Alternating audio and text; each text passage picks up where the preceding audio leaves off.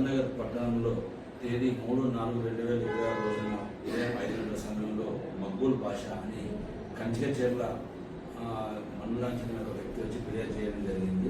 ఫిర్యాదు ప్రకారం ఫిర్యాదు చెప్పిన విషయాలు ఏమనగా, తన దగ్గర 10 లక్షలు ఇస్తే 30 లక్షలు ఇస్తామని చెప్పి కోటేశ్వరరావు ద్వారా రామ్మోహన్ అని వేరినటువంటి వ్యక్తులు ఆ డబ్బులు తీసుకొచ్చి షాద్నగర్ ఇస్తామని చెప్పంటే, ఆయన కంచికచెర్ల నుంచి మన షాద్నగర్ వచ్చి షాద్నగర్లో బస్టాండ్ దగ్గర వెయిట్ చేసినప్పుడు రామ్మోహన్ ఆయన వేరిన వ్యక్తులు వచ్చి ఆయన్ని తీసుకొని మన సిఎస్కే విల్లా నెంబర్ 412 దగ్గర తీసుకుపోవడం జరిగింది. అక్కడ తీసుకొని వెళ్ళిన తర్వాత వీళ్ళు మాట్లాడుతున్న క్రమంలో ఈ డబ్బులు వచ్చిన విషయం తెలుసుకొని రవి అలియాస్ మధు అనే వ్యక్తి, అదేవిధంగా ఈ మహేష్ అలియాస్ మన్మోహన్ రెడ్డి, తర్వాత అన్నారెడ్డి అలియాస్ బ్రహ్మయ్య అనే వ్యక్తులు అంతా ఒక కుట్ర పని, ఆ కుట్రలో భాగంగా ఆ డబ్బులు లాక్కొని కూడా జరిగింది.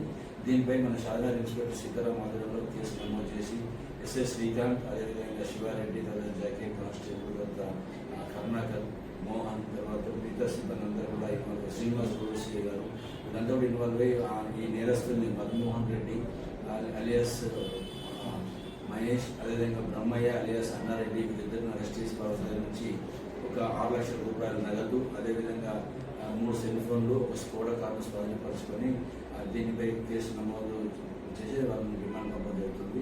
దీనిలో ఏంటంటే వాళ్ళు ఒక అమాయకుడిని తనను డబ్బులు బాధిస్తుందని వస్తే ఒకంతకు 300 ఇస్తామని చెప్పి నమ్మించి ఈ డబ్బులు కొట్టేసి ప్రయత్నం చేశారు. దీనిపై మనము సమయస్ఫూర్తిని వివరించి ఈ 2 నిందితులు అదుపులో తీసుకొని 6 లక్షల రూపాయలు స్వాధీనపరుచుకున్నాము.